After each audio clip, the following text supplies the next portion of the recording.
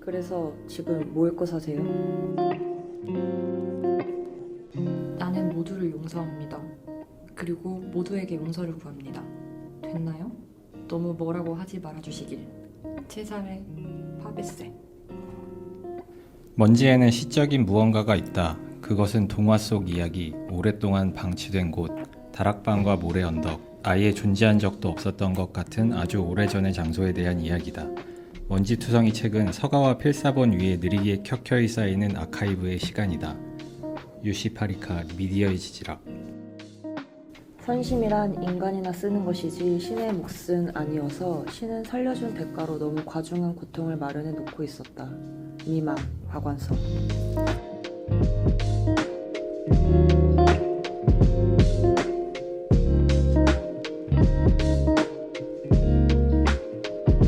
안녕하세요. 안녕하세요. 2회차로 돌아온 모익사입니다. 반갑습니다. 와, 저희가 성공적으로 1회를 업로드하고 물론 오디오나 뭐 이런 게 좀 좋진 않았지만 뭐 첫 술에 배부를 수 없다고 생각해요. 맞습니다. 근데 이름 먼저 아, 죄송해요. 저는 이끼라고 합니다. 양입니다. 라짜로입니다. 그래서 저희가 그래도 무사히 2회 녹음 중이라는 게 좋은 일이라고 생각합니다. 지속이 되고 있다는 거죠. 좋은 일이네요. 너무 좋아서 시작한 느낌도 안 나요. 시작한 거죠? 네, 시작했습니다. 그래서 뭐 어떻게 지내셨어요?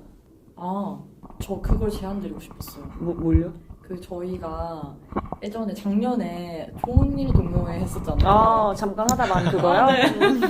언제 끝났는지도 모르게 사라진 그 각자 그 하루였나요? 매일 했던 거 매일 했어요. 응. 매일 그날에 있었던 좋은 일 공유하기 그걸 맞아. 먼저 뭐 최근에 있었던 좋은 일 아. 공유하고 시작하면 어떨지. 맞아요. 그때 그걸 한 취지가 우리가 너무 힘들었기 때문에 그렇게라도 하지 않으면 버틸 수가 없었고. 맞아요. 잠깐 생각할 시간이 필요하지 않아요?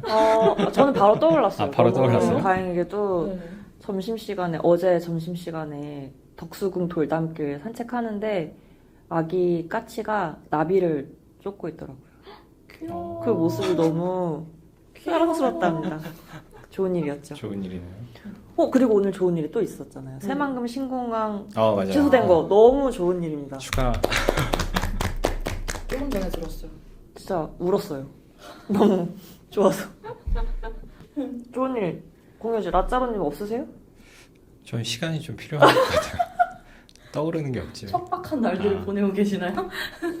양님은요? 저는 제주도에 여행을 다녀왔었는데 휴가로 거기서 그 게스트 하우스에 잠시 묵었었는데 그때 바로 옆방에 그 뉴질랜드에서 와서 마산에 사는 분이 있었어요. 뉴질랜드인인데 그분이 서울에 놀러 온다고 해가지고 이번 주 일요일에 만나서 놀기로 했습니다. 완전 인싸 에피소드. 진짜 너무 있었는데 이런 독서 모임 같은 데서 할 수 있는 말인가요? 아니 그게 유튜브 여행 블로거 재질인데요? 그냥 우연히 그렇게 됐어요. 그럼 뭐 하고 노실 거세요? 아, 그거 고민 중이에요. 뭐 캐대언 투어? 7탄 뜻으로 받아들이겠습니다. 네. 뭐 그럼 라짜로님은 맨 나중에 하는 걸로 할까요? 아, 좋은 일이요? 네. 쥐어 짜내야 되는 건가? 끝날 때쯤에 생각 떠오르는 게 있으면 말씀. 아니 안 그래도 계속 이탈률이 마지막에 나온다고 계속 말씀하셨는데 그거를 이제 듣기 위해서라도 이탈하지 마시고 목소리가 좀 졸리더라도 라짜로님의 좋은 일을 듣기 위해서 끝까지 남아계시죠. 좋은 일 생각났습니다. 뭐요? 저희가 뉴스레터를 발행하기 시작해서 이렇게 또 첫 번째 뉴스레터를 발행을 하게 됐는데 순조롭게 됐다고 생각이 되고요. 물론 구독자는 없지만 뭐 이거 좀 있잖아요 그래도. 뭐 구독자는 저. 네, 일단 저희가 있고 네. 한 5분 정도 있는 것 같은데 제 친구들인 걸로 아는데. 아니, 친구분들께 홍보를 하셨어요? 네. 용감하시다. 저는 뭐 팔로워도 많이 없어서 전혀 뭐 타격이 없어요. 그래서 이 방송을 들으시는 분들도 뭐 이 저희 방송에 아마 링크가 있을 거예요. 뉴스레터를 구독할 수 있는 링크가 있고 구독을 하면 1회가 발송이 됩니다. 한번 읽어보시고 그러면 궁금한 게 3회 정도에 네. 구독을 시작했어요. 그러면 1회만 가고 2회는 안 가요? 1회가 나가게 한 거는 이제 1회밖에 처음이라서? 없을 때. 네. 아. 나중에 2회를 발행하게 되면 바꿔야 되겠죠? 아, 수동이군요. 그렇죠. 근데 구독을 눌렀다가 그럼 1회가 가잖아요. 네. 그걸 보고 취소하시면 어떡해. 그걸 보고 취소하셨다가 다시 구독하시면 1회가 또 나갑니다. 아, 그럼 영원히 1회만 보는 사람 영원히 계속 메일을 받을 수 있는. 너무 좋죠? 아니 그래서 저희가 저번에는 어쨌든 책 얘기를 성공적으로 했다는 생각이 들어요. 네. 그래서 저희가 이번에 왜 갑자기 진행하니까 당황스러우신가요? 아니요. 그런가 싶어서. 아, 물론 성공적- 네. 라짜로님의 선택은 조금 절반의 성공. 왜냐면 라스트 데이즈였기 때문에 네, 네. 이번에는 저희가 무슨 책을 할까 서로 미리 공유를 안 했어요. 그게 더 네. 재밌어서? 웃긴 것 같아요. 그냥 어지간하면 말하기 마련인데 말을 안 하고 피서적으로 안 하는 척. 저는 막 말했는데 다들 숨겨놓고 있었죠. 네. 저는 안 숨겼지만 어쨌든 그래서 저는 오늘 양님이 소개하신다고 한 책을 처음 들었어요. 아, 저는 어제 정했어요. 아 그런 그래서 그게 말을 있었구나. 할 수가 없었다. 왜 선정하셨는지 먼저 양님 이야기 듣도록 하겠습니다. 네, 저는 제가 오늘 가져온 책은 뮤진트리에서 나온 파베스의 마지막 여름이고요. 그 저자가 피에르 아르디앙입니다. 이탈리아 작가 체사레 파베스의 마지막 흔적을 쫓아서 이탈리아를 여행하며 쓴 프랑스 작가의 책인데요. 그 마지막 흔적이라 함은 죽기 전을 말을 하는 거예요. 근데 좀 전에 라스트 데이즈 말씀하셨는데 아하, 저희가 공유하는 정서가 어쩔 수가 없네요. 네, 연결되는 파베세는 자살을 했습니다. 수면제를 많이 삼키고. 그 표지에 있는 분이 파베세인 거예요. 맞아요. 네, 파베세. 잘생겼죠. 진심이세요? 사진을 제대로 못 봤나? 적절하지 않은 대답이었던 것 같아요. 아, 근데 질문. 바로 이렇게 잘생기지 않았다고 하는 건 적절한가요? 아니 저는 아무 말도 안 했어요. 알겠습니다. 아니 제가 좀 이따가 이 파베세가 추남이라는 얘기를 하려고 아. 했는데. 대략 알고 있어요. 네. 아 그런 맥락에서 저는 네. 아무런 생각이 없어서 잘생기지 않은 것 같아요. 네. 제가 또 이렇게 뭘 외모 평가 괜찮나요? 잘 모르고 그냥 얘기하고. 아무튼 파베세의 대표작이 아름다운 여름이고요. 그 여름이랑 언덕, 그러니까 시간적 배경은 여름, 그리고 공간적 배경은 언덕.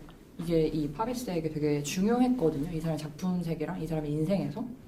근데 결국 여름에 죽었죠. 그래서 제목이 이제 파베세의 마지막 여름인 거고, 파베세가 발견되었을 때 그 이분의 옆에 본인의 책 레우코와의 대화가 있었고요. 그 첫 페이지 여백에 제가 조금 전에 이 모액사를 열면서 낭독한 문장이 유언으로 적혀 있었습니다.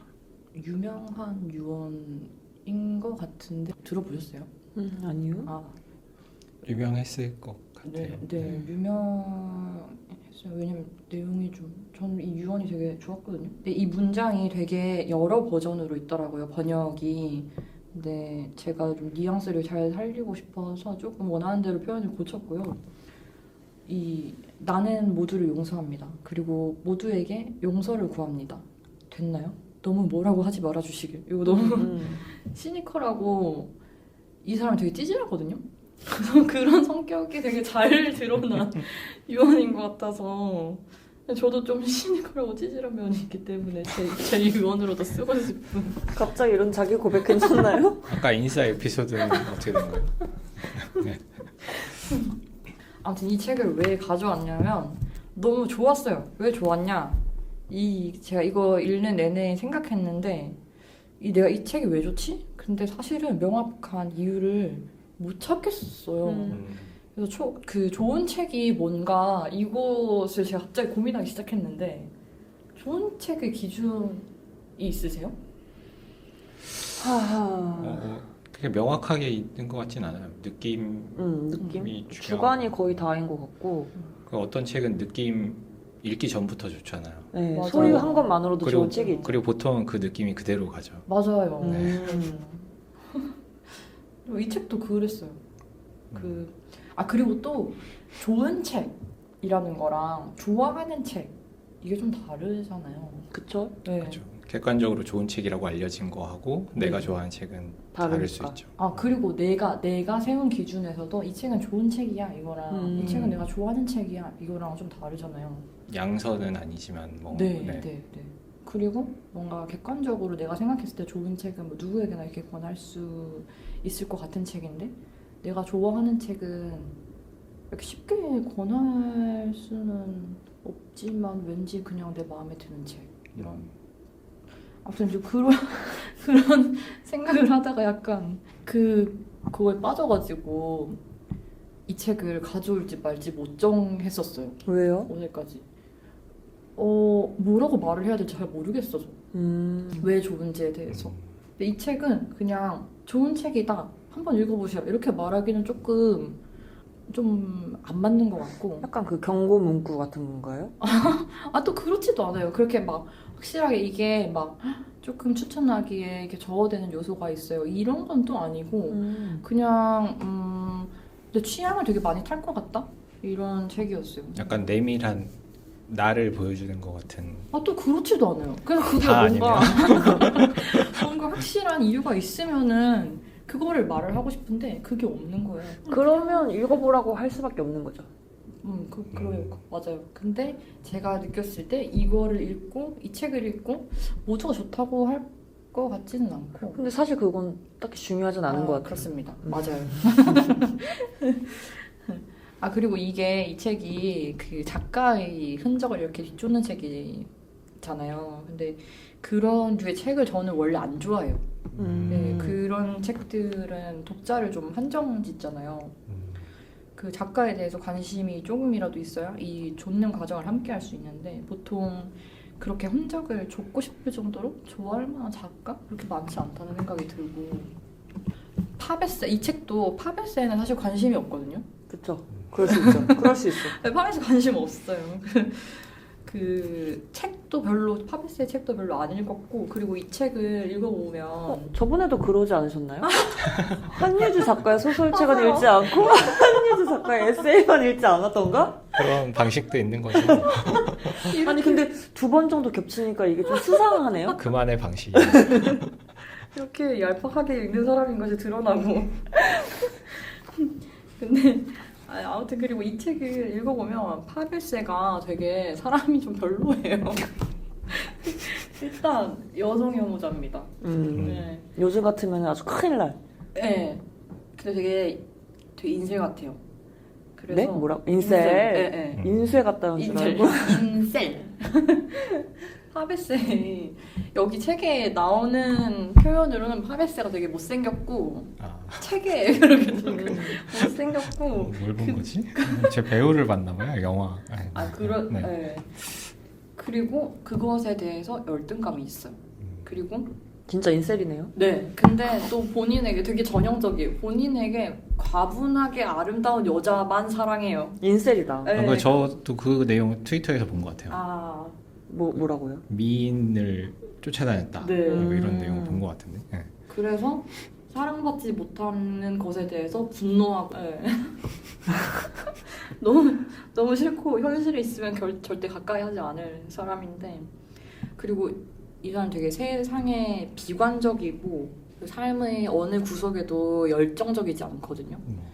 조커 아니에요, 조커? 약간 조커는 좀 열정적이지 않나요? 어떤 면에서? 누군가를 괴롭히는 지점에서. 이 파베세가 시대 정신 같은 것에 따르는 사람이 아니었고 오히려 되게 무심한 사람이었어요. 친구들이 레지스탕스 활동을 할 때 자기는 안 했고 근데 부득이하게 파시스트 정권에 감금되었던 적이 있거든요. 근데 그때 일기에 이런 문장을 썼어요. 너는 결코 투쟁하지 않았어. 기억하지. 앞으로도 너는 결코 투쟁하지 않을 거야. 되게 결단 있으시다. 이분이 이탈리아에서 되게 이미 살아있을 때 저명한 작가였고 근데 절대로 실천적 지식인이 아니었고 그러니까 저는 한마디로 말하자면 멋이 없고 인생의 겉면에서만 이 건조하고 불행하게 떠도는 사람? 이런 인상을 받았거든요. 근데 그럼에도 불구하고 이 책에 나오는 이 사람의 문장들이 되게 좋아요. 그리고 이 피에르 아드리앙이 파베스의 흔적을 따라 쫓는 이 방식이 또 좋고, 그리고 이 피에르 아드리앙의 문장도 되게 좋아요. 피에르 아드리앙도 소설가거든요. 근데 이 책이 계속 여름을 다루고 있는데 책의 초반부에서 여름 배경 풍경에 대한 묘사가 너무 좋아요. 초반에는 저는 사실 그 여름 풍경 묘사가 너무 좋아서 계속 읽었어요. 이렇게 계절감을 엄청 잘 담아내는 책이, 좀 그런 책을 되게 좋아하는데 사실은 별로 잘 하는 책이 그렇게 많지 않다고 느끼거든요. 근데 이 책이 그걸 되게 잘했고, 그래서 초반에는 그 여름의 이탈리아 얘기를 좀 즐기다가 어느 순간부터는 이 파베스라는 인물 이야기가 좀 재밌어가지고 거기에 이렇게 들어가서 읽게 되었다. 이게 시리즈죠? 시리즈예요. 작가들의 삶을 추적하는? 네, 그런, 맞아요. 네. 네, 뮤진트리에서 이 시리즈가 있고, 이 저자가 이 시리즈 초반에 파졸리니의 길이 나왔는데 그 저자랑 같은 저자고, 뭐 조지 오웰, 사무엘 베케트 등등의 책들이 있었습니다. 근데 이 저자는 파베세를 왜 쓴 거예요? 그 파베세의 죽음에 좀 관심이 컸던 것 같아요. 그 유언이랑 그런 것들이 그 어떤 삶에 되게 무심하고 이런 면들이, 이 작가도 그런 면이 있겠죠. 그러니까 그게 끌렸던 것 같고, 이 작가의 30대를 파베세가 책임졌다? 뭐 이런 비슷한 표현이 나오는데, 그래서 이 작가가 몇 살인지 봤는데 젊어요. 91년생이에요. 네? 뭐라고요? 30대를 책임졌다라기엔 너무 30대가 얼마 되지 않았다. 그럴 수 있죠. 네, 아무튼 이 책에 이런 문장이 나오거든요. 어떤 면에서 그는 자신이 쓴 글의 내용에 더 이상 부응하지 못했다. 아름다운 여름은 체사레 파베스보다 더 위대했다. 근데 아름다운 여름이 파베스의 대표작인데 이게 곧 개정돼서 나올 예정이라고 하더라고요. 그래서 저는 그거를 읽어볼 예정이고요. 더 이상 여름은 아니지만 여름에 읽기에 되게 좋았던 책이었다. 네, 그래서 이 책을 오늘 얘기를 했습니다. 재밌어 보여요. 저도 진짜요? 사실 레우코와의 대화, 이게 네. 지금 체사레 파베세의 레우코와의 대화의 내용을 다룬 영화가 지금 개봉해 있잖아요. 네. 마티아스 피네이로 감독의, 지금 제목이 뭐더라? 외계어 같아요. 모든 단어들이. 너는 나를 불태워. 너는 나를 불태워. 제목 멋있잖아요. 그럼 뭐랄까 느낌 오니까 영화도 마음에 들겠죠? 예고편이 진짜 신박하고 재밌고, 그래서 저도 레오코와의 대화를 그 영화 개봉한다는 얘기 듣고 네. 제가 옛날에 샀던 것 같아갖고 찾아봤는데 못 찾았어요, 집에서. 책더미 속에 네. 파묻혀서. 2016년에 산 걸로 나오는데 찾을 수가 없더라고요. 근데 이 책에 막 이 파비스의 책들이 나오는데 레우코와의 대화는 작품성으로 별로 인정을 못 받았대요. 근데 파베스는 그 책을 가장 자기랑 동일시했다고. 그게 세계문학 전집에 들어가 있잖아요. 이게 희곡이네요? 네, 이거. 원래 이분이 원래는 시인이었고 그러다가 소설가로 전향을 했고 근데 희곡도 쓰고 그런 것 같아요. 그래서 저도 이 책의 표지가 되게 느낌이 좋다고 생각하는 게, 표지가 그 작가들 흑백 사진에 이렇게 타이포가 들어가 있는 게 멋있다고 별색. 생각해서 책을 읽어보고 싶다는 생각을 했었는데, 이제 영화 감독 인터뷰를 봤는데 감독이 되게 재밌는 좋은 말을 한 게 있어요. 어떤 질문을 받고 자기는 강아지를 빗질할 때 보통 머리부터 꼬리까지 한 방향으로 빗질하지만 나는 반대 방향으로 빗는 걸 선호한다. 이런 것처럼 영화를 규정하는 방법은 한 가지가 아니라 여러 가지가 있을 수 있다고 생각한다. 이렇게 얘기하는 부분이 있었거든요. 근데 강아지의 의견이 더 중요할 것 같은데. 강아지를 되게 그렇구나. 불편할 것 같아요. 강아지가 불편할 수 너무 있고. 싫어할 것 같다. 역시 자의식으로 가르친 강아지를 왜 비키는지 잘 모르는 사람의 말인 것 같은데. 너무 감동받으셨어 지금. 알겠습니다. 아니 오늘 언변이 너무 좋으세요. 제가요? 네. 기운이 없어서 그런가 봐요. 기운 왜 없으세요? 그냥 힘들어서 삶이 척박해서. 삶은 항상 척박하다. 좋은 일도 있으니까요. 뉴스레터가 발행된다. 아니 왠지 이 기세를 몰아서 네. 하셔도 될 것 같아요. 아, 제가 먼저 네, 네. 할까요? 네. 그래요. 네. 저는 이제 깜짝 놀라실 수도 있는데 유시 파리카의 미디어의 지질학. 제가 오늘 얘기할 책은 유시 파리카의 미디어의 지질학이라는 책이고요. 발음도 잘 안 되는.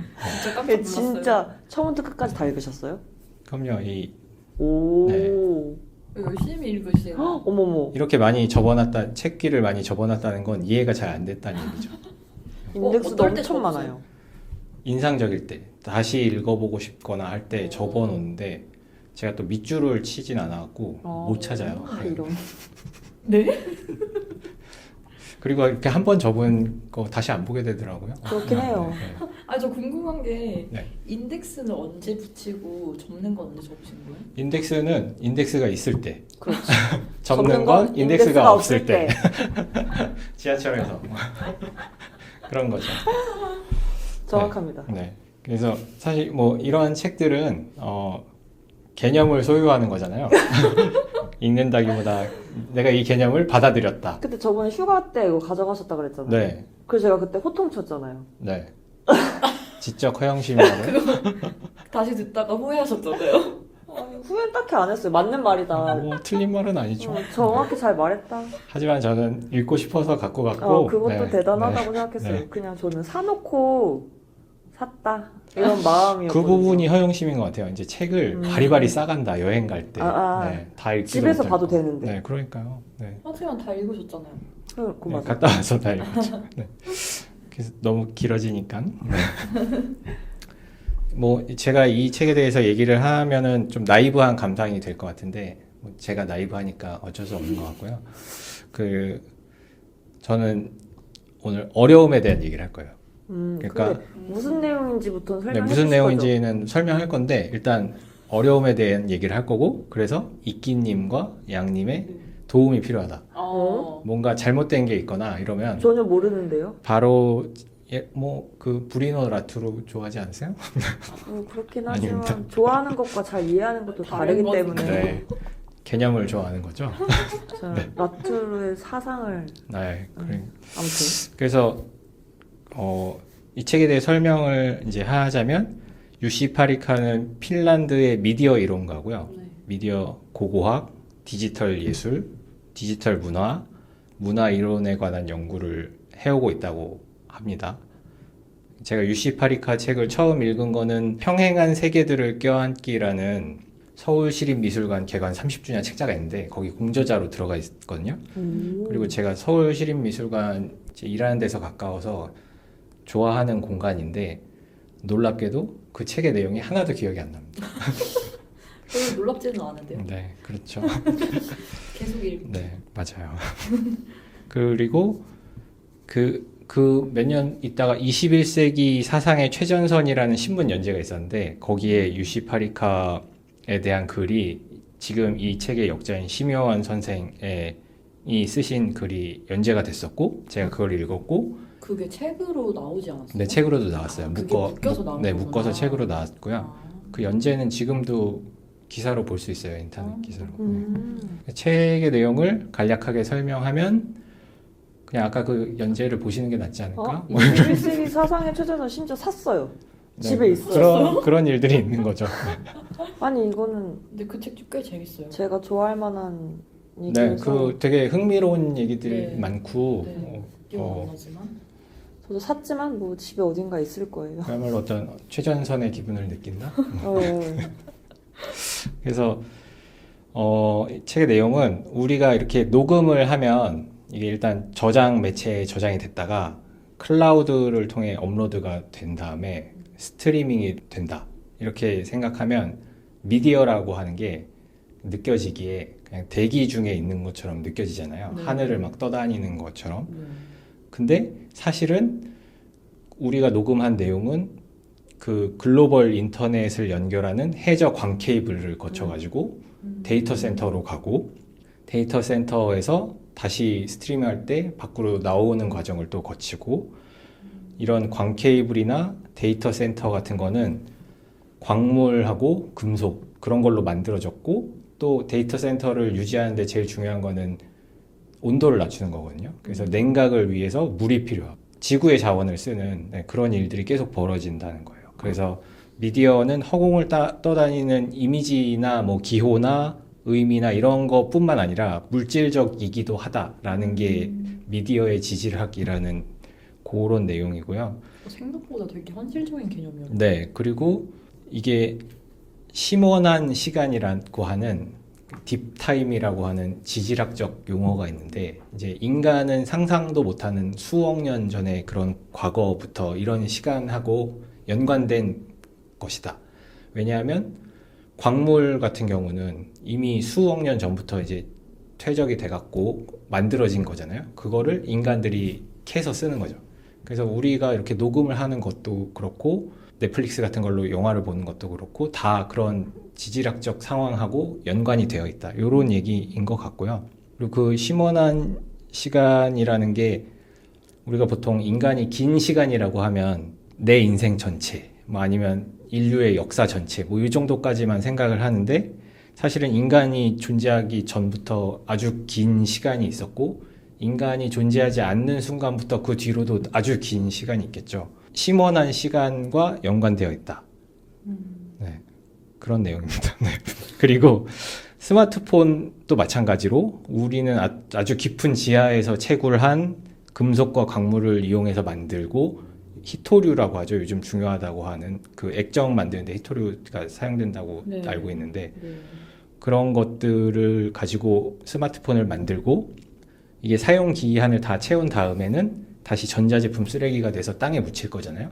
그럼 그게 분해되거나 뭐 이렇게 하는 과정도 인간의 역사보다 어쩌면 더 오래 걸릴 수도 있고 거기서 나오는 오염물질이 또 지질층에 영향을 미치고 뭐 이런 관계가 있다. 이런 내용이 전반부에 있고 이제 후반부로 가면 스마트폰을 만들면서 어떤 예를 들면 중국의 폭스콘 뭐 이런 데서 하청 노동자들이 겪는 어려움들 거기서 뭐 발생하는 분진 그러니까 여기 아이폰을 주로 얘기를 하는데 아이폰의 그 표면의 매끄러움이라고 하잖아요. 네. 그 표면의 매끄러움을 만들기 위해서는 먼지 같은 게 엄청 많이 발생을 하는데 이게 어떤 노동자의 폐로 들어가는 그런 과정까지가 다 연결되어 있다. 뭐 이런 내용을 이야기하고 있고요. 그 회로 기판 지금 재밌어요. 네 잠깐 자신을 믿으세요. 쫄았네요. 회로 기판에는 구리 같은 게 들어가고 배터리에는 리튬이 들어가고 뭐 아까 말씀드린 것처럼 디스플레이는 히토류 같은 게 들어가는데 이런 것들이 생산되는 곳도 어떤 지정학적인 특수성이 있는 곳에서 생산이 된다. 맞아요. 그 뭐 지명을 제가 메모를 안 해놨네요. 아무튼 뭐 그린란드 같은 데도 뭔가 많이 파묻혀 있고 그래서 지금 미국이 그린란드를 아마 덴마크령인가? 근데 뺏어오려고 막 그렇게 하고 있을 거예요. 네. 그런 일들도 벌어지고 또 이런 AI를 비롯해서 요즘에 그 과학기술이라고 하는 게 어떤 저임금 노동자들에 대한 착취를 기반으로 개발이 되고 그거를 필요한 광물들을 채취를 할 때 주변 환경이 파괴되면서 그 삶의 터전이 그쪽인 사람들을 힘들게 하고 뭐 그 결정적으로는 어떤 내전이나 전쟁하고 연관되는 뭐 이런 일들도 벌어지고 있어서 결국에는 글로벌 불평등 여기까지 이어진다 이런 내용이고요. 그 구리 네. 가지고 뭐 전쟁 나고 그 콩고 네 맞아요 콩고 네. 콩고 그리고 그 네. 책도 있어요. 고릴라는 핸드폰을 미워해? 그런 맞아요. 네 그런 접근이죠. 어떤 그래서- 생태학적인 네. 맞아요. 그래서 저는 핸드폰 안 바꿔요 잘. 지금 고릴라 2대 때문에 가지고 계시죠? 중고예요 다. 버리지 않았다는 이거 다 중고예요. 죄송한데 당근이라고요. 그리고 이 아이폰 같은 거에서 이거는 뜯을 수가 없게 돼 있잖아요. 네. 블랙박스라고 하는데 계속 수리해서 쓸 수 없게 만드는 거예요. 수리해서 쓸 수 없게 만들고 제가 알기로는 뭔가 특허 같은 거 수리하는데도 특허 같은 맞아요, 게 있어갖고 이걸 수리를 하려면 특허법을 위반하게 되는 뭐 이런 게 있어서 불법이 되고 그리고 계획적 구식화라는 말이 있는데 일부러 성능이 3년 정도 쓰면 성능이 떨어지게 맞아, 요즘 만든다는 기계들 거죠. 다 그렇잖아요. 네, 그렇게 만들어서 이런 기계 장치들이 더 빨리 쓸모없게 되고 더 빨리 개발되고 더 빠른 속도로 팔리기를 원하는 어떤 자본주의가 속도를 가속화시키는 뭐 이런 과정들에 대한 얘기가 있고요. 이 뒷부분에 보면 좀비 미디어라는 말을 파리카가 쓰는데요. 전자제품의 생애 주기가 그 사용 기한에만 있는 게 아니라 이게 생산될 때 채굴 단계부터 폐기된 다음에 지층에 영향을 미치기까지 긴 시간이 있고, 좀비 미디어요. 네, 그 좀비 미디어의 예로 나온 게 옛날에 1983년인가 아타리라는 옛날 게임기 같은 게 있어요. 팩 같은 거 꼽는 아마 네. 그런 걸 거예요. 근데 여기가 그때 게임이 되게 인기가 있어갖고 게임기랑 뭐 이런 걸 엄청 많이 만들었는데 이 게임이 굉장한 실패를 합니다. 굉장한 실패를 해서 이 게임기랑 게임팩 같은 거를 멕시코의 어떤 산에다 묻어놨다는 거예요. 수백만 개를. 어? 이게 어떤 들은 것 같은데, 도시 그 전설처럼 얘기? 네. 무슨 다큐멘터리도 있을 거예요. 아타리와 관련한 무슨 다큐멘터리에도 나올 텐데 그래서 그걸 나중에 찾으러 가는 거기서 근데 가동이 되는 것도 있는 거죠. 이런 식의 의미로 좀비 미디어라고 하기도 하고 그 예를 들면 보이저호 보이저호가 지금 이제 가장 멀리 갔어. 네, 자기 임무를 수행을 마치고 계속 지구로부터 멀어지고 있잖아요. 네.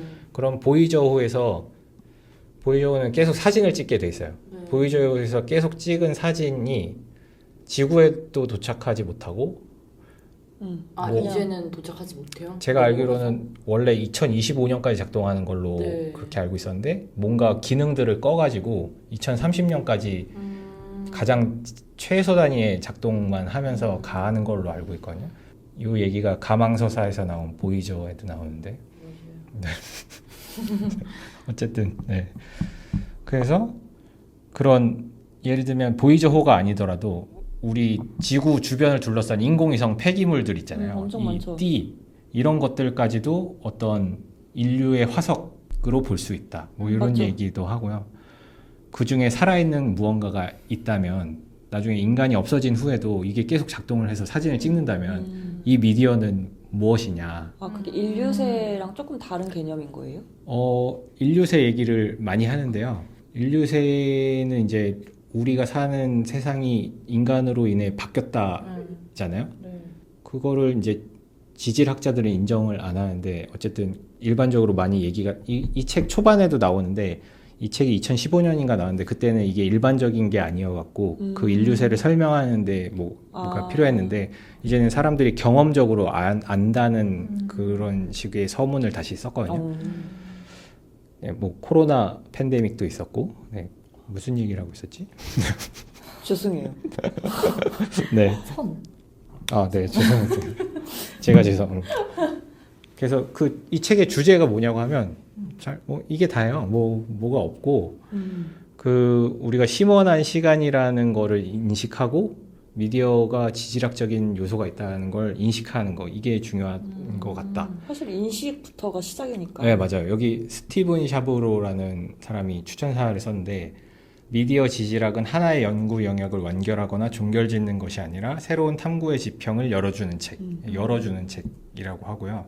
역자인 심의원 선생도 이게 우리가 겪고 있는 경험을 바탕으로 충분히 읽을 수 있는 평평하고 공평한 책이라고 하거든요. 그러니까 이게 어려워요. 어려운데 생각보다 안 어렵네요. 네, 요 내용 자체가 그렇게 어려운 건 아니죠. 왜냐하면 우리가 겪고 있는 일이고 네. 뭐 그냥 체감할 수 있는 일들이니까. 그래서 사실 책 자체가 재미가 없을 수도 있는데 제가 제 4장부터는 되게 재밌게 읽었는데 이 4장은 먼지와 소진된 삶이라는 장이고요. 먼지를 비인간 주체로 얘기를 하는 거예요. 그래서 아까 제가 읽었던 문장을 포함해서 이런 문장들이 나와요. 예를 들면 먼지 개념은 광부의 폐와 경제특구에서 디지털 미디어 부품을 생산하는 중국인 하청 노동자의 폐로 우리를 데려간다. 그리고 아까 말씀드린 먼지에는 시적인 무언가가 있다. 이런 이야기도 있고 우리는 소수자다. 먼지는 인간의 사물들에 대해 발언권이 있으며 의도했든 우연이든 우리가 남긴 것들, 구식 기술, 부서진 잔해, 기념비를 덮어서 대상 자체뿐 아니라 먼지의 점진적인 퇴적을 상기시킨다. 먼지는 지질학적인 지층을 형성한다. 그러니까 먼지의 개체 수에 비하면 우리가 소수자라는 거죠. 그렇죠. 네. 재밌는 개념인 것 같아요. 네, 그런 개념들이 재미있고 그래서 여기에 어떤 의미가 있나를 생각을 해보면 우리가 예를 들면 세상을 다르게 보는 이게 좀 단순한 말, 납작한 말인 것 같기도 하지만 세상을 다르게 보는 그런 거를 제안을 한다. 그리고 어떤 예술적 실천이 되기도 하고 자기 이해일 수도 있고 체제를 그대로 받아들이지 않고 어떤 통치의 문제까지 내가 생각하게 되는 어떤 그 계기를 마련하게 해주는 책인 것 같고요.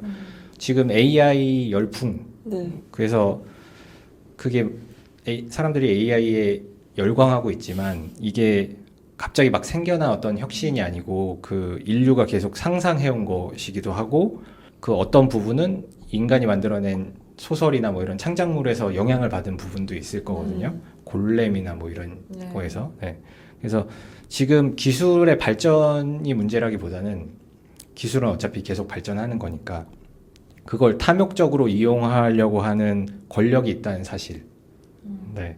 그리고 이런 개발을 주도하는 게 주로 글로벌 기업들인데 이들이 자기들이 수혜를 입는 방향으로 그 개발을 이끌어 나가지 않겠느냐 뭐 이런 문제의식 그렇죠. 네, 이런 것을 생각하게 되는 네, 그런 책이고요.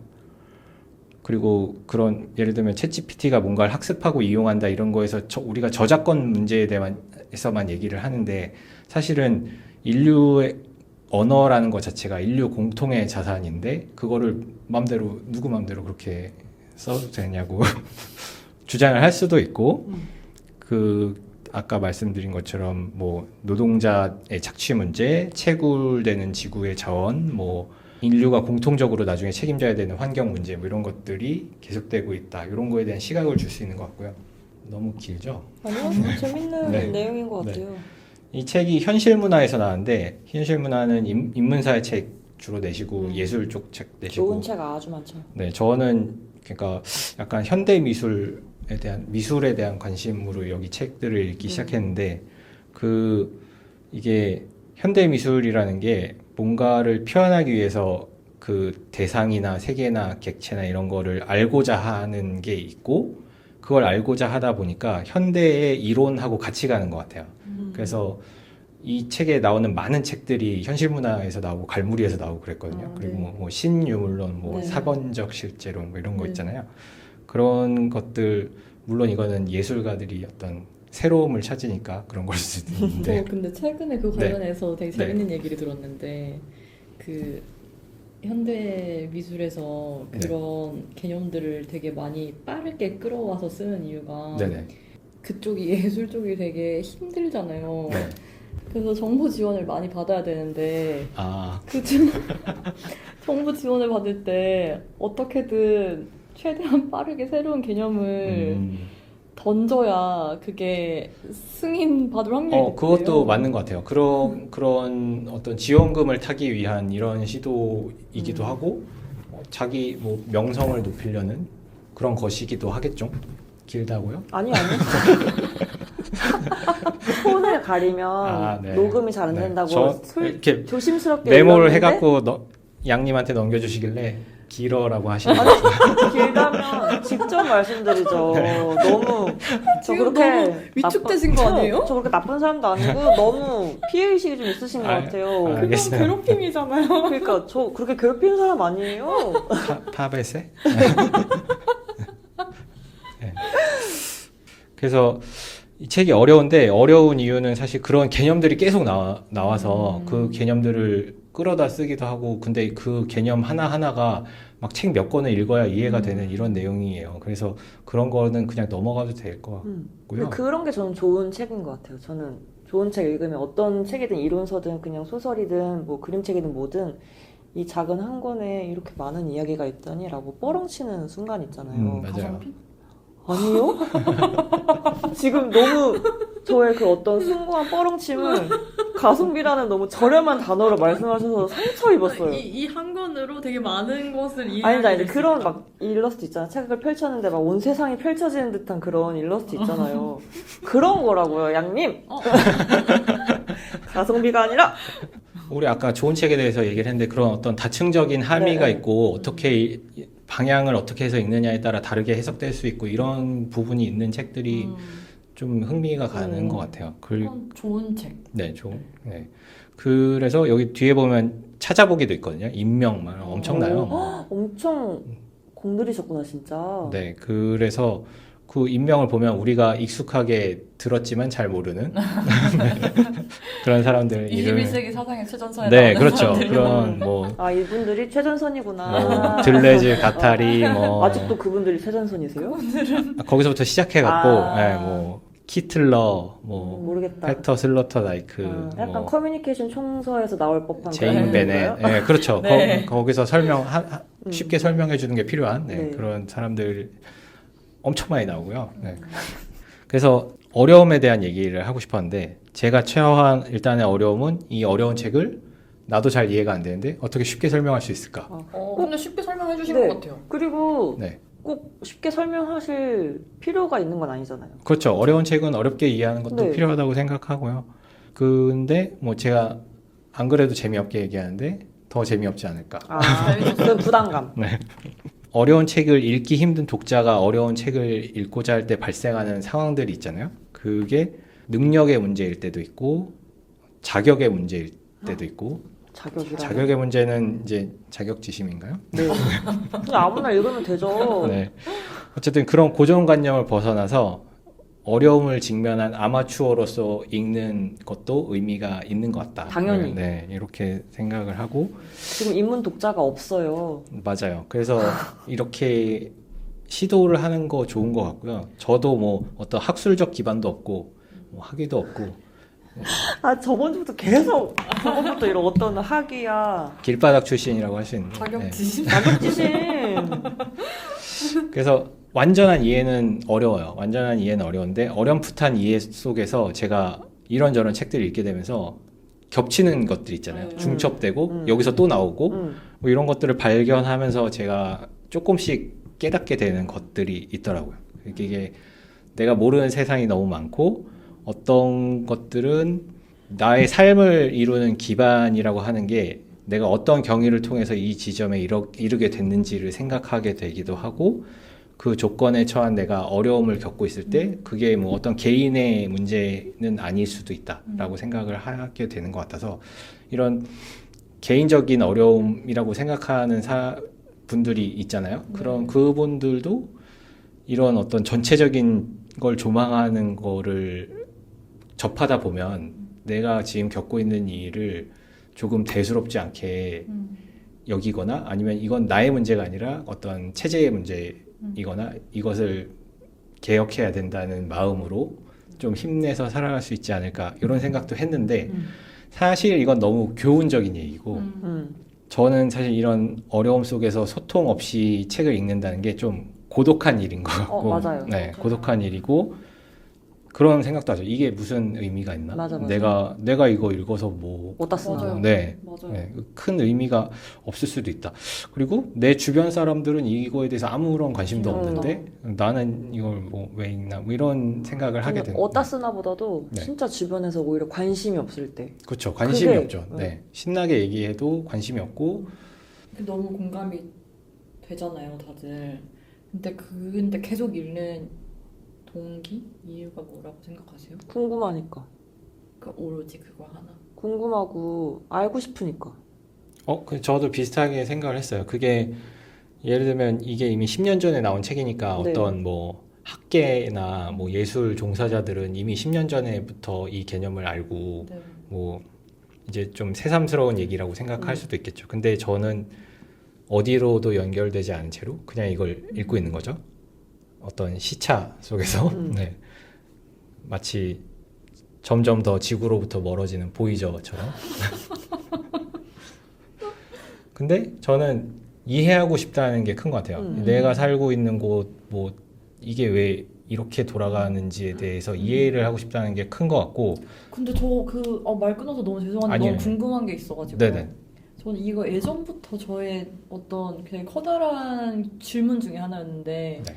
그 알고 싶다는 마음으로 알면 알수록 사실 되게 상처받게 되는 것들이 많잖아요. 그쵸. 이 세상이 돌아가는 네. 방식에 대해서.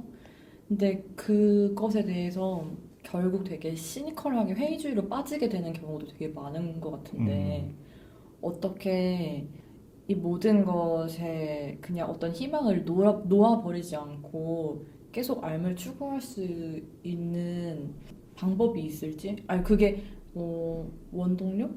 원동력은 아니고 그럴 방법이 있다고 생각하는지? 많이 알면서도 회의주의에 빠지지 않을 방법. 그런 분들 근데 많이 있잖아요. 그 막 산에 들어가서 음. 산사의 인문학자 이런 분들 네. 많이 있잖아요. 자기 세계에만 빠져갖고 이제 네. 나중에는 세상을 창조해서 나오시고. 자꾸 알수록 세상에 침을 뱉게 되잖아요. 근데 그 침 뱉는 아니야. 내 모습 되게 저는 싫지 않아요? 알면 알수록 세상이 미워지진 않아요. 많이 미워.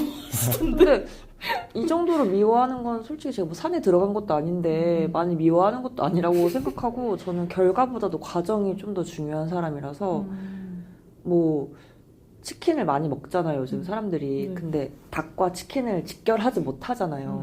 네.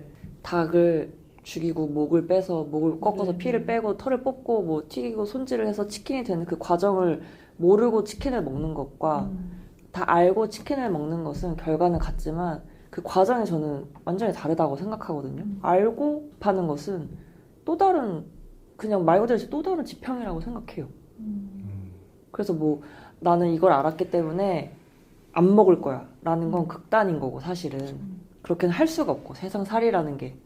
하지만 안다는 건 또 다른 나의 어떤 배경을 심어주는 거다. 그래서 저는 뭐 냉소적이긴 하지만 그렇게 냉소적이지 않아. 저 엄청 희망찬 사람이에요. 맞아요. 어. 그래서 이런 걸 알 때마다 저는 어쨌든 우리가 인류수 얘기도 하고 뭐 STS 얘기도 하고 막 그랬지만 결과적으로 어떤 새로운 이론들이 제시하고자 하는 게 우리가 지금 왜 이렇게 됐는지에 대한 얘기를 더 알고 싶어서 하는 것들이 많잖아요. 결과를 바꿀지 못할지언정 혹은 뭐 가까운 미래를 바꾸지 못할지언정. 그래서 뭔가 이런 사회학류의 이야기들이 해결책이 없고 주구장창 이러하다는 설명만 있어서 되게 실증 내는 사람도 많거든요. 제안을 안 해주니까. 근데 제안을 해주는 거는 너무 어려운 일이고 사실은 그거는 그냥 맡겨놓은 거고 저는 이런 걸 알 때마다 좀 온 세상에 연결되어 있다는 그 감각이 더 중요하게 와닿아요. 그래서 그냥 궁금하고 알고 싶고 그런 게 계속 드는 것 같아요. 올바른 답이 되진 않았을 것 같지만 아니에요. 한 가지 어떤 하나의 줄기로 낸 대답이 된 것 같아요. 저는 이제 이런 글을 쓰는 사람들이 이 사람들도 어쨌든 뭔가를 알고자 해서 쓰기 시작하는 거잖아요. 근데 이 사람들도 뭔가 진짜 나쁜 걸 찾아내고자 하는 건 아닌 것 같고요. 그 뭔가 좋은 걸 찾으려고 노력을 하는 거죠. 이런 글을 쓰는 사람들이 결국에는 다들 그런 노력을 하고 있기 때문에 결국엔 그런 사람들의 글을 읽게 되면 물론 그 사람들 하나하나의 성정은 뭐 염세적인 사람도 있을 수 있고 시니컬한 사람도 있을 수 있다고 생각하는데 어쨌든 염세적이더라도 그 방향으로 가는 거예요. 염세적이지만 나는 이 방향으로 간다. 이런 느낌이 저는 좋다고 해야 되나? 그런 방향을 주로 보게 되는 것 같고 세상에 별로인 사람이 진짜 뭐 많이 있을 텐데 세상에 별로인 사람이 많더라도 별로이지 않은 한두 명을 보면 저는 기분이 나아지는 것 같다는 생각이 들어요. 그러니까 어쨌든 이 방향으로 가는 사람들도 있구나라는 생각. 네. 근데 양님도 어떤 그 방향으로 가는 사람이잖아요. 제가 느끼기에는 그런데. 네. 근데 네. 저는 그 과정에서 모르겠어요. 저 지금 두 분이 말씀하신 거에 되게 다 공감이 되거든요. 근데 그것과 별개로 계속해서 그러니까 아는 사람에게만 보이는 어떤 부조리들을 있잖아요. 그리고 그게 그 알미 늘어날수록 그 부조리를 볼 줄 아는 사람들의 이 풀이 좀 좁아질 수밖에 없잖아요. 제가 뭐가 궁금했던 걸까요? 그러니까 모를 수 있었는데 굳이 알을 선택한 거잖아요. 네, 굳이 알을 선택해서 그게 되게 괴로워짐과 동시에 저는 그것도 이해는 해요. 이게 나만큼 괴로운 사람들이 세상에 많다는 사실도 인지하고 있어요. 근데 자꾸만 저는 네. 되게 결론적인 생각인 것 같아요. 그거는 모르면 영원히 몰라요. 안다는 것 자체를. 저는 그걸 얘기를 하는 거예요. 그러니까 이건 약간 저는 오만적인 생각이라는 그런- 희망이 없다는. 네? 지금 어디로 가는 거죠? 애초에 시작했던 주제는 아닌 것 같아요. 죄송합니다. 근데 지금 너무 진지하게 얘기하고 있는 것 같기도 하고. 어디서 잘라야 되나? 알면 좋죠. 알면 좋은데 뭐 몰라도 상관없잖아요. 몰라도 그것도 맞아요. 상관없고, 그리고 어떤 사람들 싫은 사람들은 싫죠. 세상의 진실을 더 많이 알게 될수록 내가 세상에 실망하고 이런 단계가 분명히 있어서 내가 그렇게 잦아드는 순간이 있을 수도 있지만, 근데 저는 그런 생각을 하는 것 자체도 오만이라고 생각하는 거죠. 근데 그거는 감정의 문제인 것 같아요. 그런 생각의 문제가 아니라 그냥 어쩔 수 없이 자꾸 어떤 잘못 흘러가는 것을 볼 때 자꾸 드는 분노. 그 분노가 축적되면 자꾸 우울감으로 빠지게 되고. 아니죠. 맞아요. 행동하면 되지 않나요?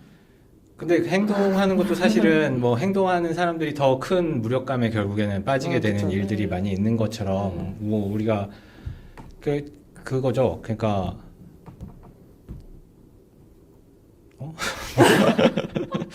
그러니까 약간 지금 계속 다른 결의 이야기들이 부딪혀가지고 결론이 없어지는 것 같은데 이거는 제가 다음에 다시 정리해서 질문을 던지도록 하겠습니다. 알겠습니다. 급격히 당이 떨어지고 있어요.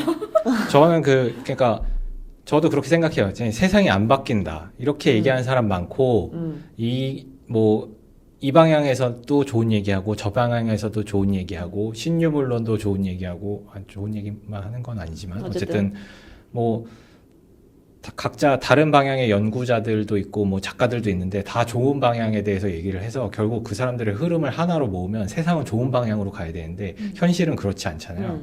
이 사람들 얘기를 듣는 사람들은 뭐 되게 극소수고, 어떻게 해야 될까요? 다 쓸어버려야 되나? 그게 극단주의라는 거죠. 근데 저는 그런 생각도 해요. 어차피 내 마음대로 되지도 않는 건데 뭐 어쩌겠나. T세요? 네. 아니 그리고 약간 내 마음, 내가 생각하는 게 옳기 때문에 내가 생각하는 대로 돼야 돼라는 것 자체가 좀 컨트롤 프릭 같은 거예요. 그런 얘기 누가 했어요? 제가 느끼기에. 아, 그래서 뭔가 저건 옳지 않아라고 생각할 때 그냥 제 스스로도 아니 뭐 옳다고 해서 꼭 저 사람이 내가 생각한 대로 행동해야 되는 건 아니니까 그냥 말자. 잘못됐나요? 잘못됐다기보다는 되게 여러 층의 얘기가 겹쳐서 얘기가 되니까 네. 이게 정리가 안 되는 것 같고, 사실 이게 뭐 설득의 문제도 아니잖아요. 맞아요. 그냥 그 얘기를 나누는 건데 결론을 내려고 하니까 결론이 안 나는 결론은 것 같아요. 없는 그런 것 것 같아요. 같아요. 네. 이게 다 양님 때문이에요. 죄송해요. 지금 미디어의 지지력이 한도 끝도 없이 늘어지고 있다고요. 그러면은 죄송하지만 네. 끝났나요? 제가 2줄 남았었거든요. 대박. 2줄 남았는데 대박. 2줄만 끝내면 되는데 마무리를 해주세요. 제가 끝내고 싶은 마무리가 있었다고. 죄송해요. 근데 뭐 그게 대단한 내용은 아니에요. 그냥 제가 아까 보이저 얘기했잖아요. 네. 그렇게 지구로부터 멀어지고 있다. 이런 시차를 느낀다. 근데 이해하고 싶다. 그 다음에 제가 하려던 얘기가 2줄이 이거였어요. 하나는 그래 이해해서 뭘 할 거지? 맞아. 근데 잘 모르겠다. 뭘 몰라요? 이해해서 뭐 할 건지 모르겠다고. 음. 네, 그래서 그냥 그렇게 생각한다. 이게 저의 결론이었거든요. 평소에 라짜로님 모습. 네. 어. 그냥 네 그렇게 결론. 아쉽네요. 2줄 남았었는데. 잠시 엄청난 미궁에 있다 나온 기분이. 그래서 앞에 설명해 주신 거 다 까먹었어요. 여러분들이 이제 반복 청취를 하시면 이해할 수 있어요. 표지도 동그라미가 있어서 그런가?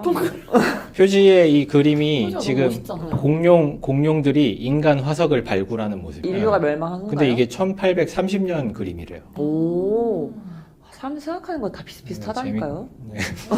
저는 이 책 보고 표지 너무 멋있다고 생각했는데 표지 멋있어요. 저 최근에 어떤 분을 만났는데 그분이 최근에 현실 문화에서 나온 유발 하라리 미디엄이 주시나 유발 하라리. 이 원 때문인가요? 유가 들어가서. 유씨라서 유씨라뇨. 유씨가 5글자라서 네. 근데 저도 계속 유발 하랄이라고 말하시는 건 아니겠지라는 그런 그래요? 혼자만의 위기감이 있었어요. 유 얘기할 때. 저 전혀 연결짓지 못했는데 저는 이게 그 유씨가 JUUS 아닌가 이렇거든요. 핀란드 발음 어떻게 해야 되는지 모르겠는데 유씨라고 하더라고요. 한국 사람인가? 유발 하랄이는 어디 나라 사람이에요? 미국인이죠. 이스라엘. 네. 이스라엘 아니에요? 이스라엘 이스라엘계 미국인? 네. 유대인이라고 하지 않나요? 유대인 저 유대인 단어가 생각이 안 나서 한참 생각했던 정말 이상한 시간이었던 것 같아요. 네. 마치겠습니다. 박수 왜 치시는 거예요? 이렇게 잠깐 쉬었다가나요? 너무 힘들어. 이제 제 차례인데 그 이옥토님의 책갈피를 가지고 계시나요? 혹시? 전 있는데요. 이번에 웅진에서 박완서 작가의 그 많던 시간은 어디로 갔을까? 누가 다 먹었을까? 사먹는 거 아니고 따먹는 거여가지고 누가 다 먹었을까? 그거 이옥토 작가님 콜라보를 해가지고 냉큼 샀습니다. 그게 5년 전에 네. 타계 10주기 기념으로 나온 게 너무 못생겨서 안 샀었거든요. 괜찮은가요? 근데 너무 제 스타일이 아니어서 그때 네네. 민음사에서 지렁이 박원서 선생님의 책이 막 리커버가 나왔었는데 맞아요. 지금 그게 절판돼가지고 지렁이 울음소리를 민음사에서 네. 특별판으로 냈었는데 그 책이 정말 예뻤거든요. 그래서 막 모아야지 느낌이었는데 그만턴 싱하는 조금 제 스타일이 아니라서 안 사는데 어쨌든 이번에 그만턴 싱하랑 그 사는 정말 거기 있었나? 이렇게 이어지는 그거를 사서 읽었는데 벌써 읽으셨어요? 네, 저는 박완서 선생님 글 워낙 예전에 봐가지고 막 그렇게 재밌나? 그런 생각을 못했었어요. 근데 그만턴 싱하를 읽고 나니까 제가 미망을 엄청 재밌게 읽었던 게 생각이 나가지고 미망 얘기를 하면 좋겠다 라는 생각으로 가지고 왔습니다. 미망 그 당시에 읽고 나서 막 영업을 막 엄청 했었는데 했었어요. 양님은 이거 그냥 산책시키셨다고 들었어요. 네, 도서관에서 책들 산책시켜줬어요. 그동안- 연책까지 하고 그 또한 좋은 일이죠, 책에게는. 좋은 일이죠. 제가 신청했어요. 그 또한 좋은 일입니다. 그래서 세상의 빛을 보게 해주신 거잖아요. 네. 그 박완서의 책을 많이 읽는 건 엄마의 말뚝, 그 여자네 집 네. 정도인 걸로 알고 있는데 저도 그 정도만 딱 읽었고 그만턴 싱하 제일 많이 읽잖아요. 그게 느낌표에 선정이 됐었어가지고 저 그때 읽었어요. 초등학생 때. 그땐 또 안 읽었거든요. 어. 저는 약간 뭐라고 해야 되지? 박완서 선생님 에세이는 되게 날카로워서 좀 별로일 때가 있었어요. 읽었을 때. 왜 이렇게 정말 우리 시골에 있을 것 같은 할머니 같은 느낌이 들어가지고 좀 저어했던 게 있었는데 저는 미망이 그때 너무 재밌게 읽고 너무너무 스스로에게 좀 센세이션했다고나 할까? 그래서 이거를 가지고 왔는데 미망은 총 3권으로 되어 있습니다. 되게 장편 소설이고 어떻게 보면 100년 동안의 고독의 느낌이 나요. 연대기여가지고 어떻게 설명해야 될까? 너무 혼자 입맛을 다시고 있는데 이게 박완서 선생님은 익히 아시다시피 개성 출신이시잖아요. 개성에서 초등학교 입학 전까지 한 8년 정도를 할아버지 집에서 같이 지내시면서 그때 경험이 책에 많이 녹아들어 있는데 이 책도 배경은 개성이 먼저 시작입니다. 개성에는 상인들이 많았기 때문에 그런 선비 집안은 좀 무시했대요. 상인이 선비를 무시하는. 왜 거기는 상인이 대우받는 곳이고 그렇구나. 그냥 돈을 좀 멀리하면서 근엄한 척하는 양반댁을 좀 별로 했대요. 근데 박완서 선생님 서울 같은 곳이네요. 서울 그때 한양과 또 다르긴 한데 네. 어쨌든 근데 박완서 선생님의 집안은 그런 양반가였던 거예요. 음. 그래서 여기 되게 자전적인 느낌이 많이 들어서 미망이랑 싱하를 동시에 읽으면 뭐가 진짜 얘긴지를 좀 모르겠을 정도로 많이 섞여 있거든요. 근데 이거는 사실은 박완서 선생님이 나중에 말씀하시기도 했지만 자기의 경험보다도 엄마나 할머니가 얘기해 주신 거를 좀 생각해내면서 미리 얘기를 쓴 거예요. 일제강점기 되기 직전부터 얘기를 했던 거여가지고 여기에는 이제 간략히 줄거리를 설명드리면 태임이라는 손녀가 있습니다. 할아버지가 있고 아버지와 어머니. 근데 아버지는 돌아가셨어요. 맞겠지? 돌아가신 게 맞겠지? 멀쩡히 살아있는 거 아니에요? 언젠가는 아니 근데 돌아가신 게 맞아요. 왜냐면 너무 몸이 약하셔서 돌아가셨는데 딸밖에 못 낳은 거예요. 그게 주인공, 어떻게 보면 주인공이 태임입니다. 근데 그 할아버지는 엄청 꾸장꾸장한 할아버지신데 이 태임이한테 드리는 것만큼은 되게 근현대식인 거예요. 대학도 가고 너는 아들처럼 막 이렇게 전폭적인 지원을 받고 태임이는 엄청나게 자라납니다. 근데 이제 근데 어쨌든 좀 중구난방이네요. 근데 이 태임이가 결혼을 하고자 하는데 이 결혼 문제가 굉장히 그 당시에도 중요했기 때문에 좋아하는 사람과 집안에서 붙여주고 싶은 사람이 좀 다른 거예요. 뭐 그런 얘기가 1편에 잠깐 정도 나오는데 그게 MBC에서 대하 드라마로 나온 적이 있어요.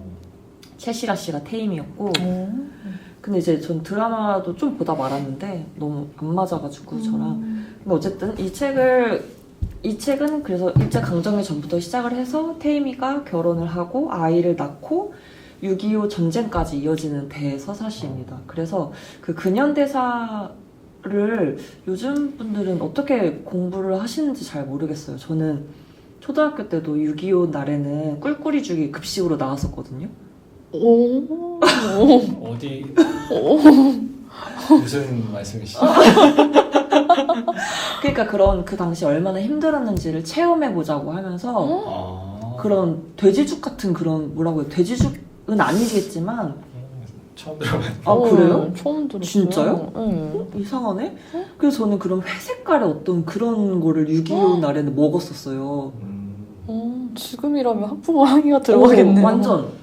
근데 이제 그러면서 저는 시대가 좀 급변하긴 했지만 그래도 할아버지가 6.25 참전 용사시고 하니까 6.25가 우리한테는 어떤 의미인지는 좀 알잖아요. 일제감정기는 적어도 모르더라도. 네. 그리고 뭐 초등학교 때부터 몽실언니 이런 걸 읽으면은 우리나라가 어떤 식으로 전쟁의 피해를 얻었는지를 알게 되는데 그래서 저는 이게 좀 더 가까운 역사로 느껴졌는데 이 책을 처음 읽으시는 분들한테는 굉장히 이게 말이 되는 역사인가 싶을 정도인 거예요. 어쨌든 이 개성에서 시작된 이들의 연대기가 서울로 넘어오고 그리고 6.25가 발발하면서 어떻게 망가지는지까지를 쭉 보여주는 거거든요. 요즘 특정 SNS에서는 박완서랑 박경리 작가가 엄청 도파민 도는 얘기 썼다고 좀 바이럴이 되고 있는데 박완서 선생님의 미망도 굉장한 바이럴이 돌거든요. 그래요, 요즘? 도파민이 있어서. 그런 것 같아요. 네. 아, 그래요? 그리고 두 분의 어떤 커플링? 뭐 이런 네? 것도 돌잖아요. 그런 어떤 제가 박경리는 못 읽어봐서 모르겠는데 네. 되게 짧은 안에 신문 연재였으니까 그 짧은 임팩트 연재화 동안에 별의별 막장 서사가 다 들어가 있대요. 근데 이것도 만만치 않은 게 그 아버지가 돌아가셨다고 했잖아요. 근데 네. 이 어머니가 젊은 나이였기 때문에 욕망이 어떤 고조에 오른 거예요. 그래서 옆 동네 머슴이랑 이제 웃으시는 거예요? 그 머슴의 허벅지가 굉장하답니다. 드라마화 됐다는 거죠? 그건 태임이 결혼식, 이거는 네네. 태임이 엄마 얘기예요. 그래서 그 허벅지를 보고 큰 매력을 느끼시는 거예요. 그 양반집 며느리가. 그래서 그 머슴과 뜨거운 하룻밤을 보냅니다. 근데 그 고고한 양반집 며느리였기 때문에 이 머슴한테 내가 너한테 어떤 은혜를 베푸는 거다 아. 라는 식으로 얘기를 하는데 그 머슴은 의외로 나 젊고 혈기 왕성하기 때문에 당신 같은 결혼한 아무리 양반이라지만 결혼했던 여자? 난 필요 없어 이렇게 얘기를 해요. 그래서 그분이 상처를 받는 거예요. 네. 왜냐면 나는 어쨌든 양반이고 그런데 네가 감히? 근데 임신을 하게 되신 거라. 아이고. 그 머슴은 도망가고 도망을 갔어요? 네 아버지 책임지고 싶지 않다. 도망가고 이 사람은 어떤 무너져가는 역병이 돌았던 초가집에서 아이를 낳는 거예요. 그 아이가 그토록 영원했던 아들입니다. 백년의 고독 같은 느낌. 네, 그래서 테이미의 동생이 되는 거죠. 근데 아들이기 때문에 테이미한테는 엄청난 신식 교육을 시켰어도 그 아이에게는 그 집을 물려주지 않겠죠. 그 머슴 출신 사생아에게 물려주고자 하는 거예요. 하지만 이제 그 체면 같은 게 있어서 근처 아는 사람네 집에 이 집 귀한 집애니까 대신 키워줘 라고 합니다. 그래서 그 아이는 또 10여 년간 괴리된 채로 커요. 자신의 어머니가 누구인지 아버지가 누구인지에 대해서도 질문받지 못하고 다만 집에서 그 양아들처럼 키워준 그 집에서 너무 오냐오냐 해주니까 성격이 개판이 난 거예요. 지나가는 여자 이렇게 머리 위에 항아리 물 항아리 지고 가잖아요. 그러면 돌 던져서 깨버리고 그래도 아무도 뭐라고 안 하니까 이제 그런 거를 테이미가 지켜보면서 저 새끼를 어떻게 하지? 뭐 이런 사소한 이야기들이 계속 나오는데 이 한 집안의 얘기가 한국의 근현대사와 이렇게 연결이 되면서 어떻게 나라면 저 어떻게 했을까? 라거나 내가 저 집안의 식구였으면 어떻게 했을까? 그리고 저 가문이 몰락하는 과정을 보면서 아 어떻게 이렇게 한국의 근현대사를 압축적이고 재밌게 맛깔나게 쓸 수 있을까라는 감탄을 하게 되는 책이고 이 책이 굉장히 거의 360페이지가 되는 책이 3권이거든요. 근데 이거를 저는 되게 빠른 시간 안에 읽었어요. 물론 양님은 산책을 시키긴 했지만 그리고 제가 이 책을 가지고 왔던 건 저희 개인기를 보여드리려고 고대하신. 고대했나? 이 뭔가 개인기가 뭐냐면 여기 개성 사투리가 계속 나오거든요. 그게 좀 어렵다고 하신 분이 있었어요. 양님이. 제가 언제까지 진행하는 거죠? 죄송해요. 제가 지금 저는 대본 없이 프리스타일로 하다 보니까 마음껏 쓰세요. 이게 어떤 감성인지는 모르겠지만 저는 그런 분단 국가에 대한 슬픔이 좀 있는 사람이거든요. 최인원 같은 거. 광장. 너무 하시는 거예요. 저희 집은 실향민도 없고 그런 것도 없는데 그냥 그런 그리움이 있어요. 왜 그럴까? 왜죠? 모르겠어요. 아까도 저랑 밥 같이 먹다가 갑자기 빨리 통일이 돼서 금강산에 가시. 아니지. 그냥 여행이라도 재개될 수 있었으니까. 그래서 금강산에 너무 가보고 싶은. 갑자기 밥 먹다 말고 금강산을 가고 싶다고 거기가 하셔가지고. 평양식 닭게장집이었거든요. 저는 왜 안 불렀어요? 아닙니다. 아니요. 늦게 끝나셔가지고. 네. 근데 저는 그래서 이게 더 와닿았던 것 같아요. 이 한국의 불안정한 상황 때문에. 그래서 빨리 사투리 해주세요. 너무 많은 사람들이 죽었다는 거죠. 어디를 해야 될까? 저는 이게 제가 따라한다고 해서 누가 어느 분이 저한테 맞다 틀리다 할 수 있을까요? 근데 개성 사투리를 듣고 한 게 아니라 그냥 그 텍스트를 네. 자기 본인이 직접 해석한 거죠. 저는 이런 그 개인기는 처음 봐요. 아니 진짜 제가 이거 일망을 너무 몰두해서 읽다가 슬픈 인류학자처럼. 말맛이 너무 살아나서 저 혼자 막 혼자 읽다가 막 따라 읽었어요. 그럴 정도. 그래서 저는 너무 기대가 되네요. 너무 기대감을 올려드린 것 약간 같은데. 톨킨 같은 거 아니에요? 제가 저도 요정어를 톨킨 읽는 생각하고 것처럼 있. 요정어를 만들어내는. 어디를 읽어야 임팩트가 있을지. 이게 뭐 엄청 중요한 문장들이 있는 게 아니라 정말 대하소설. 그렇다면 그냥 말맛을 살릴 수 있는 그 말맛이라는 게 어떤 가상의 말맛이죠. 네, 그냥 느낌적 네. 느낌. 그러면 해볼게요. 여기서 100냥어치 인삼을 청놈한테서는 300냥, 400냥씩 받는다면? 왜요? 이게 뭐예요? 더 있어. 그래서 그걸 소윤이 어디렇게 알겠습니까요? 소금뿐이나 있는 청놈들은 아편을 담배처럼 피워서 몸뚱이를 망친다는데 아편으로 고른 몸에 홍삼이 지켜라더라. 그러니 5곱 아니라 10곱을 받아 싸지 안 그런가? 그러므십시오. 수당하신 말씀입니다요. 웃으시면 어떡해요? 뭔가 미묘하게 맞는 것 같기도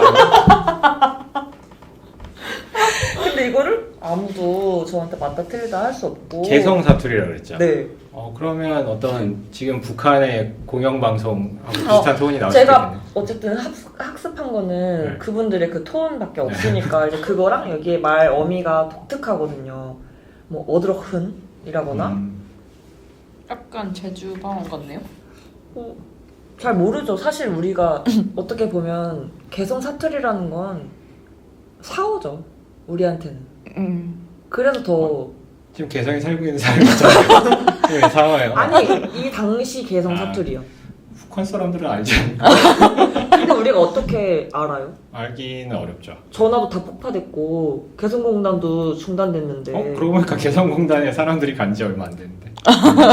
네, 완전 끝났잖아요. 네, 교류가. 지금은 알 수 없다. 네. 어떻게 보면 우리가 서울 사투리라는 것도 미디어로 접하잖아요. 이제는. 그렇죠. 그런 거라고 저는 생각해요. 이게 1900년대 초반이란 말이에요.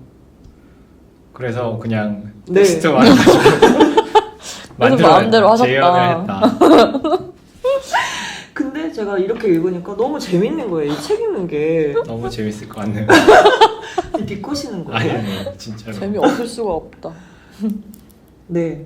그래서 좀 재밌게 읽었습니다. 그리고 뭔가 더 설명해드리고 싶은 어떤 한 맺힌 이야기들이 많은데 어떻게 설명해야 될지 잘 모르겠어요. 되게 인상 깊었던 건 그 머슴 사이에서 낳은 아들 때문에 그 아주 엄격하신 시어머니가 이 어머니를 괴롭힌다? 라기보다 어쨌든 괘씸하니까 그 당시로서는. 그래서 이 태이민의 할아버지 집에는 소문이 엄청 무거운 금고가 있어요. 그 예전 해적선 같은 데서 볼 수 있는 위로 여는 그런 금고 있죠. 나무 금고. 네. 그런 게 이 집에 있는데 거기에는 금이 엄청 많을 거라는 가족들과 뭐 주변 사람들의 말이 있는 거예요.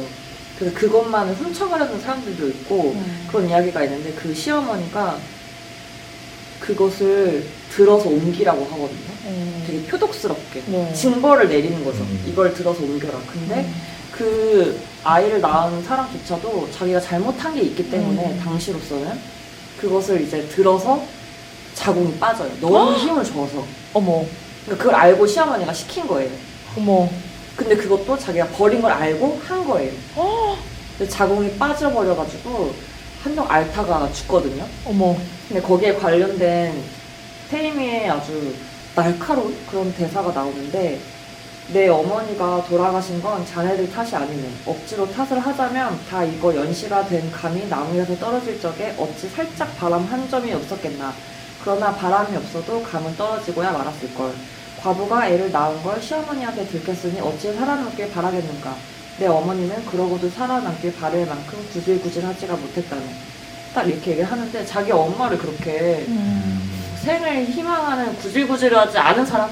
이렇게 묘사한 게 되게 선명하다고 해야 될까? 이 사람의 캐릭터가? 근데 저도 테이미한테 이입을 해서 읽었었는데 중국에는 이제 일제강점기가 되면서 테이미의 집안이 독립운동을 하면서 점점 집안이 계속 쇠락.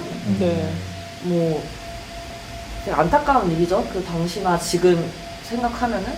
근데 자기의 삶이 자기가 운영하는 대로 당연히 되지 않잖아요. 자기 집은 어쨌든 장사를 해서 돈을 많이 벌어서 독립군에게 돈을 갖다 바치고 뭐 밑바닥에 물 붓기긴 하지만 근데 자기 자식은 딸이랑 아들을 낳거든요. 근데 딸도 자기처럼 신식교육을 시켜주고 뭐 일본 유학까지 보내주고 하는데 유부남이랑 눈이 맞아가지고 일본에 가게 돼요. 근데 거기서 창씨개명을 또 한단 말이죠.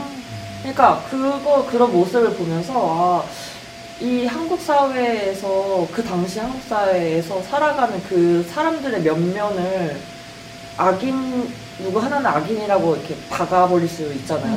손쉽게. 근데 그런 거 없이 너무 다층적으로 다양한 인물 군상을 너무 잘 썼다.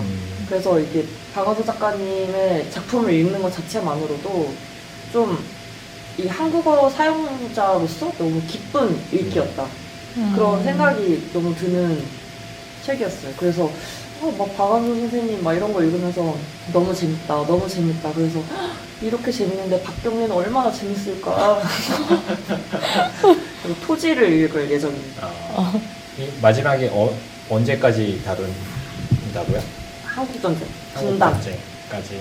그래서 이제 분단되고 자기 고향 개성 집안은 갈 수가 없게 되잖아요. 네. 또 한섬으로 넘어오면서 아이들이 뭐 열어 죽고 이렇게 끝나요. 그 태임이가 죽어요. 자기 태임이가 죽는 모습으로 끝이 납니다. 그래서 어떤 뭐랄까 너무 잘 살고 있잖아요. 지금 우리가 그런 괴리감도 좀 씁쓸했어요. 왜 웃으시죠? 왜 웃음을 참으시는 거죠? 웃음을 참지 않았는데 미소를 지었죠. 왜 미소를? 그러니까 약간 저는 전쟁이 그렇게 먼 세대가 이제- 아니셔서? 아니 그렇게까지는 아니고 그러니까 전쟁을 기억하는 사람도 뭐 잘 없지만 어쨌든 그렇게 멀지 않은 과거라고 했던 때도 있었던 것 맞아요, 같았고 맞아요. 네. 근데 어느 순간 확 네, 어느 자르지 순간 않았나요? 그 맞아요. 완전히 잊으면서 가는 그 시간들이 되게 빠르게 지나간 것 같아요. 맞아요. 제가 늙어서 그렇겠죠. 아니에요. 근데 그게 확 느껴지는 게 뭐 제가 어린이 책도 좀 봤던 시절이 있었는데 그 요즘에 한국 문학이나 외국 문학이나 이런 경계가 없을 정도로 네. 한국계 미국인이나 뭐 한국계 다른 분들이 글을 영어로 써서 한국으로 역수입되는 경우가 많잖아요. 네. 그런 분들이 뭐 자기 할머니나 할아버지나 그런 뿌리에 대해서 그런 쓰는 것도 되게 많은데 네. 오히려 그런 전쟁의 기억을 가지고 다른 나라로 가서 거기서 이제 2세, 3세가 되신 분들이 글을 쓸 때 오히려 전쟁 소재를 좀 많이 쓰시는 것 같더라고요. 네. 근데 오히려 지금 우리나라에서 나고 자란 친구들한테는 전쟁이 너무 멀게 느껴지는 게 그렇죠. 아닐까? 거의 뭐 이제 완전 단절된 네. 이야기처럼 느껴지죠. 서울 사람들 보고 고향이 없는 사람들이라고 하잖아요. 네. 근데 뭐 전체적으로 한국 전체가 그런 느낌이지 그렇게 않나? 맞아. 그것도 맞아요. 그런 느낌이 있는 것 같아요. 사실은 전부 다 실향민이고 그 많던 싱하에 봤을 때도 개성에 갔다가 한성에 갔다가 뭐 부산에 가지 못하면 빨갱이가 되고 막 그런 것들이 엄청 엎치락 뒤치락 얘기가 계속 나오거든요. 근데 이게 저는 어쨌든 그런 6.25 날에 이상한 급식 나오는 학교를 다니기도 했고 실시간으로 금강산 여행 가는 걸 봤었던 네, 세대니까 네. 그리고 뭐 이산가족 상봉하는 네. 것도 보고 그런 것들이 어쨌든 저의 잔상에는 남아 있어서 뭐 북한과 대한민국이 뭐 지금은 완전 절단 나와 있지만 다른 형태로라도 서로를 나라와 나라로 인정한다거나 제가 뭐 애내리거나 그런 건 아니에요. 의심하실 수 있으니까 저는 그냥 그 가족이 헤어졌다는 게 너무 슬프거든요. 네. 지금 이 상황에서 만나지 못하고 그냥 다 돌아가신다는 게 네. 네. 그런 감수성을 가지고 읽은 저와 그런 게 전혀 없는 세대가 이런 책을 읽었을 때 어떻게 닿는 게 얼마나 다를까 그런 생각도 많이 했고 그래서 이런 작품들이 필요한 것 같아요. 그러니까 뭐 직접적으로 경험하는 일도 아마 없을 거고 뭐 듣는다고 해도 그게 느껴질까요? 느껴지지 맞아요. 않을 거고 배워도 마찬가지고 근데 어느 순간에 자기가 살다가 미망을 우연히 읽게 되면 갑자기 크게 느낄 수도 있죠. 미망을 읽으셔야 될 텐데 네. 그래서 이걸 읽고 이거는 어쨌든 한반도 남한에 있는 사람들이 읽은 거잖아요. 네. 북한에 어쨌든 개성 박적골에 옛날 이름 박적골에 살았던 사람들이 지금 북한에 분명히 있을 테니까 네. 그 사람들이 보면 어떨까 그런 생각도 했고 그래서 계속 금강산에 한번 가보고 싶다 그 얘기를 한 거예요. 갈 수 있었을 때 갔으면 좋았을 텐데 너무 어리지 않았어요? 근데 막 그때 초등학교 소풍으로 많이 가는 막 가고 이랬었 팀도 있었어요? 네. 소풍으로요? 그러니까 수학여행을 대신 금강산으로 간다거나 그렇구나. 그런 분위기가 좀 있었어요. 전혀 기억나지 않아요.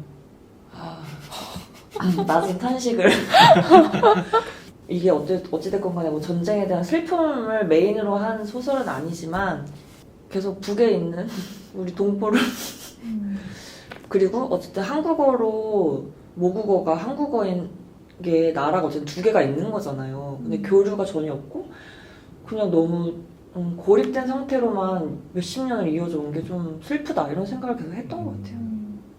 100년의 고독 읽을 때가 아니라 미망 같은 걸 읽어야 그렇죠, 한다. 그렇죠. 네. 그거랑 토지 읽어라. 네.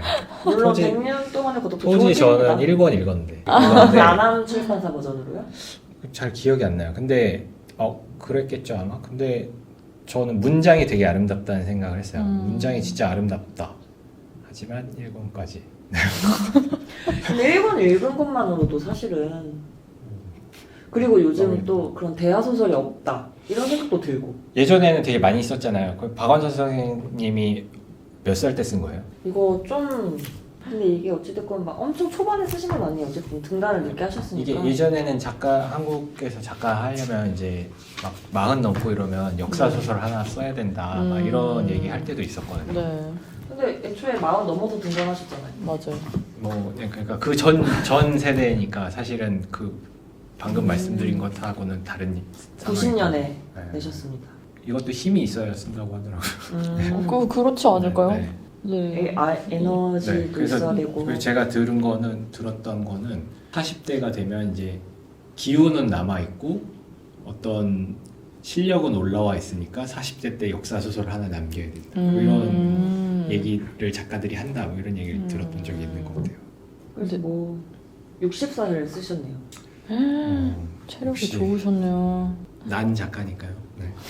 그래서 아주 재밌게 즐겁게 그리고 근현대사를 생각해 볼 수 있는 근데 사실 뭐 근현대사를 생각하는 건 좀 멀리 간 것 같고요. 그냥 한국어로 된 유려한 말 글을 읽는 것에는 정말 재미 면에서 거의 놓지 못하고 읽었다. 맞아요. 네.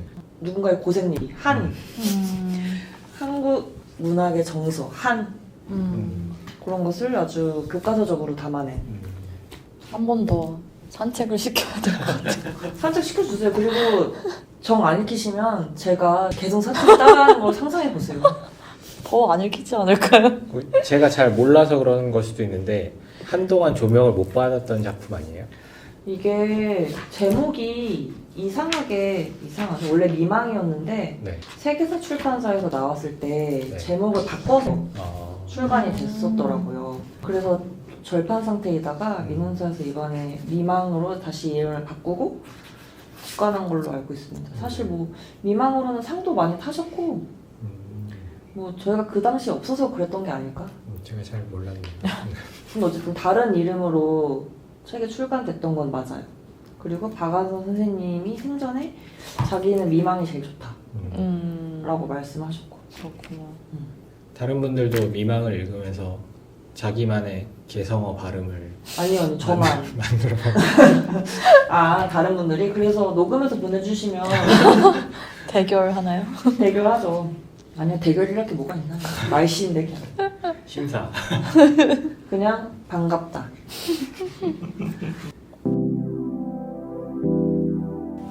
네, 오늘 이렇게 파베스의 마지막 여름, 미디어의 지지락, 미망 이렇게 세 권 각자 읽은 이 책 얘기를 해봤는데요. 두 번째 시간 또 무사히 끝내면서 갑자기 텐션이 올라가셨어요? 여러분도 재밌으셨죠? 네. 우리가 재밌는 게 먼저 아니에요? 네, 다음 책도 비밀로 하다가 또 재밌게 가져와서 지금 부담되네요. 인생을 걸어야죠. 생까지 걸어야 되나요? 아닙니다. 네, 레터도 구독해주시고 다음화도 함께 해주세요. 이상 양이었습니다. 아차로였습니다. 이끼였습니다. 와.